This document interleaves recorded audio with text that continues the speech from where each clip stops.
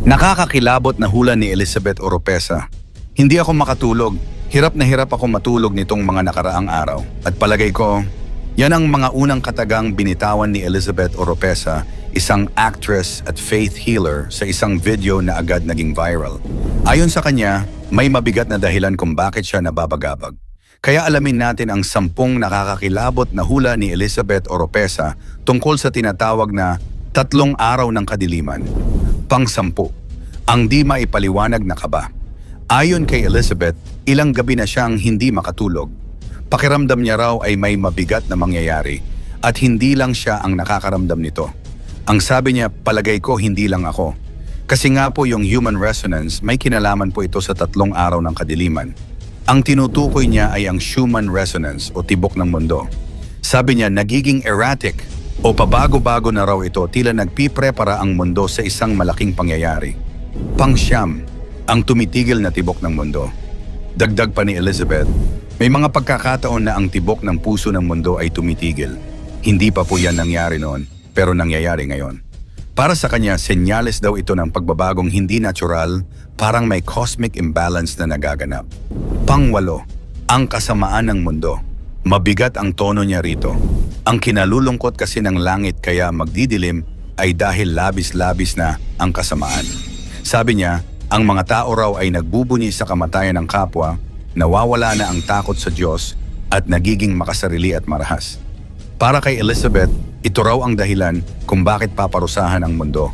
Pang-7, ang 3 araw ng kadiliman, ito ang pinakaugat ng lahat ng kanyang sinabi.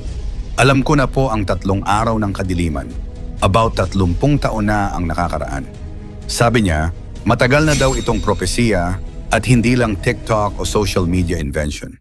Binanggit pa niya ang pangalang Vasula Ryden, isang mystic na matagal nang nagsasalita tungkol sa madilim na propesiya. Para kay Elizabeth, hindi siya nag-iimbento. Matagal na raw niya itong pinaghandaan. Pang-6, Disyembre 21 at ang solar storm.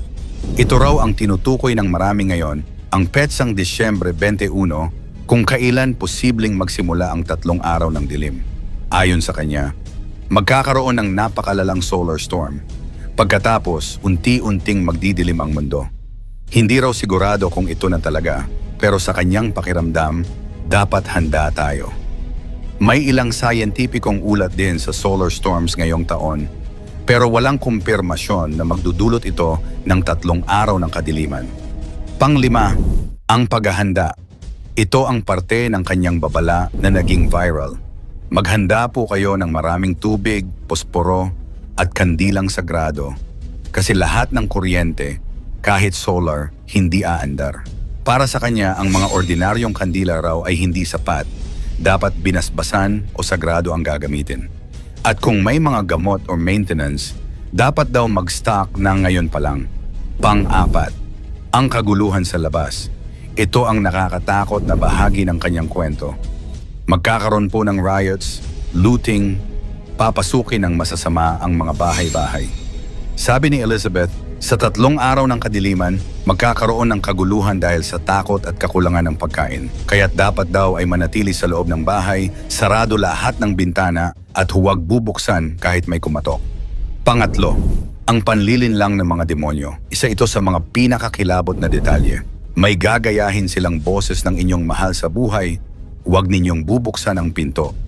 Ayon sa kanya, gagamitin daw ng masasamang espiritu ang tinig ng mga kilala natin para pumasok sa ating tahanan. Sabi pa niya, pag binuksan mo, mamamatay kayong lahat. Kaya para sa kanya, ang panalangin at pananampalataya lang ang magiging proteksyon ng mga tao. Pangalawa, ang walang hanggang pagsisisi. Nagbigay siya ng matinding paalala, paanong hindi magagalit ang langit. Sumobra na ang pagkaganid natin. Hindi drugs lang ang nakaka-addict, pati pagsisinungaling, sex at pagnanakaw.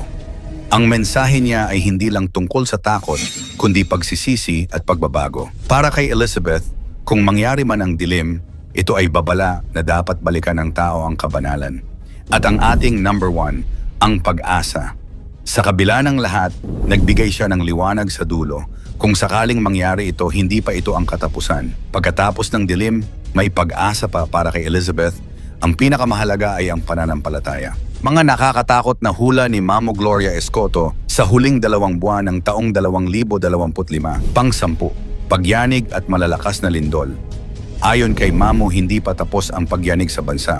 Sa kanyang baraha, lumabas ang babala ng mga darating pang malalakas na lindol bago matapos ang taon. Pinaka-apektado raw ang mga lugar sa Visayas, gaya ng Samar, Leyte, Cebu at Bohol.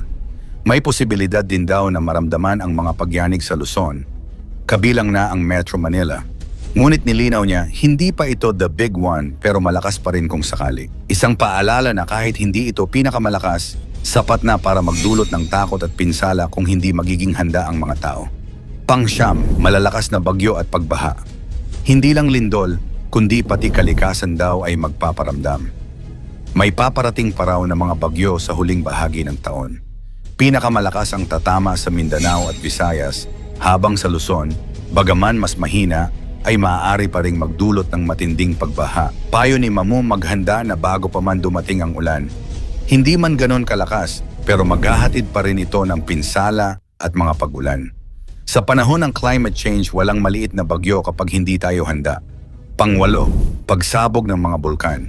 Isa pa sa nakikita ni Mamo ay ang pagsabog ng mga bulkan. Kabilang sa mga nabanggit niya ang Mayon, Taal, Canlaon at Bulusan. At may isa raw na dapat bantayan. Posibleng sumabog ang Mount Hibok-Hibok ngayong taon o sa susunod. Bagaman hindi tiyak, malaki raw ang posibilidad ng pag-aktibo ng mga bulkan bago matapos ang taon, kaya payo niya, maging alerto sa mga ulat ng PHIVOLCS. Pang-7, aksidente sa eroplano. Sa baraha rin ni Mamo, nakita niya ang posibleng pagbagsak ng mga eroplano, lokal man o international. Ito raw ay maaaring mangyari bago matapos ang taon at magdulot ng malaking pagkalugi ng buhay at trahedya. Hindi raw ito unang beses na nakita niya ang ganitong pangitain at bagaman mahirap tanggapin, isang paalala ito na maging maingat sa paglalakbay sa mga darating na buwan. Pang-6, paglubog ng isang cruise ship. Nakakita rin si Mamo ng malaking barkong lulubog, isang cruise ship na magpapaalala sa trahedyang Titanic. Ayon sa kanya, maraming buhay ang maaaring mawala at magaganap ito sa labas ng bansa. Kung totoo man ito, isa na naman itong trahedyang magpapaalala kung gaano kahina ang tao sa harap ng kalikasan. Pang-5, pag-iyak ng mundo. Isa sa pinakamatindi niyang nakita ay ang tinawag niyang pag-iyak ng buong mundo. Ayon kay Mamo, posibleng lumitaw ang bagong sakit o pandemya na magpapabigat sa damdamin ng maraming bansa. May bagong sakit bago matapos ang taon, parang babala ito ng kalikasan sa sangkatauhan. Bagaman hindi pa malinaw kung gaano kalala, sapat na ito para maging maingat muli ang lahat. Pang-4, sunod-sunod na trahedya. Sabi ni Mamo, mukhang puro trahedya ang darating sa huling 2 buwan ng taong 2025. Ang kombinasyon ng lindol, bagyo at bulkan ay maaaring magdulot ng sunod-sunod na kalamidad. Payo niya sa lahat, laging maging alerto at handa. Ang mga trahedyang ito, sabi niya, ay hindi upang takutin tayo, kundi upang magising at maghanda sa anumang darating. Pang-8, kaguluhan sa politika. Pagdating naman sa politika, sinabi ni Mamo na maraming baliktarang pangyayari ang maaaring maganap. Lahat absuelto at mababaliktad ang mga pangyayari. Posibleng may mga kasong malalabas, mga pangalan na babaligtad, at mga isyong magpapainit muli sa eksenang politikal bago matapos ang taon.